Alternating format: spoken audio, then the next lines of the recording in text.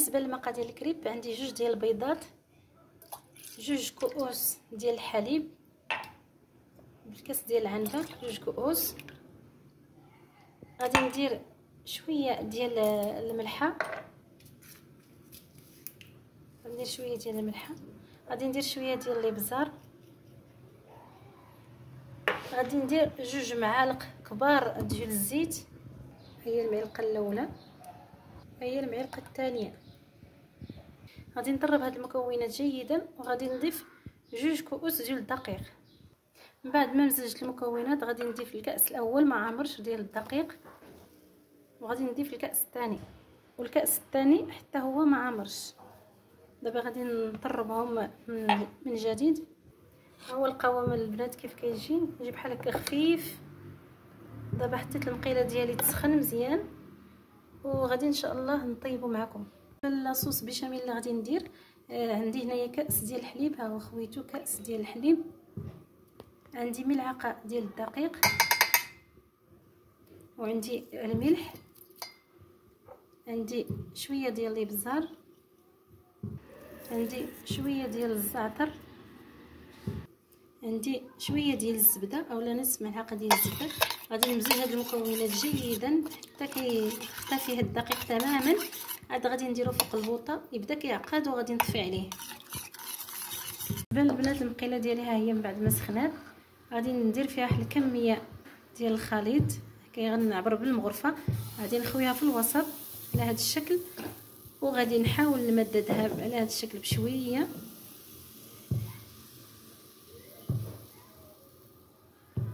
غنمددها مزيان. من بعد ما غادي نمددها غادي نخليها حتى كتنشف تماما من الفوق وغادي نقلبها. هي من بعد ما نشفات البنات نشفات من الفوق غادي نقلبها بشويه، غادي نقلبها. ها هي قلبتها البنات، هي البنات تحمرت من هذا الجنب وغادي نقلبها للجهه الاخرى تحمر منها. صافي البنات ها هي راه تحمرات من هذه الجهه. غادي نبقى على هذا الشكل حتى نكمل الكميه كلها اللي عندي. ضروري البنات تمددوها مزيان كيف قلت لكم باش تجيكم رقيقه. دغيا البنات كتنشف، الا كانت المقله سخونه دغيا كتنشف، نشف من الفوق ونقلبوها. ان شاء الله غنبقى على هذه الطريقه حتى نكملهم كلهم. ها هو البنات الكريب المالح من بعد ما طاب كيف كتشوفوا. ها هو تبارك الله راه جاوني ساعات الكريبات.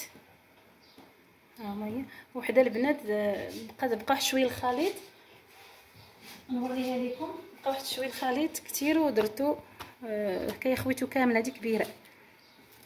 المهم هذه البنات يلاه طيبتها، هادو هما كلهم طابوا.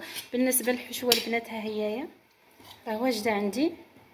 درت البنات غير البصله مع الفلفله، فلافل خضراء وحمراء وصدر ديال الدجاج.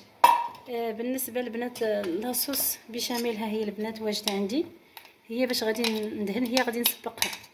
المهم غادي نبدا على بركه الله.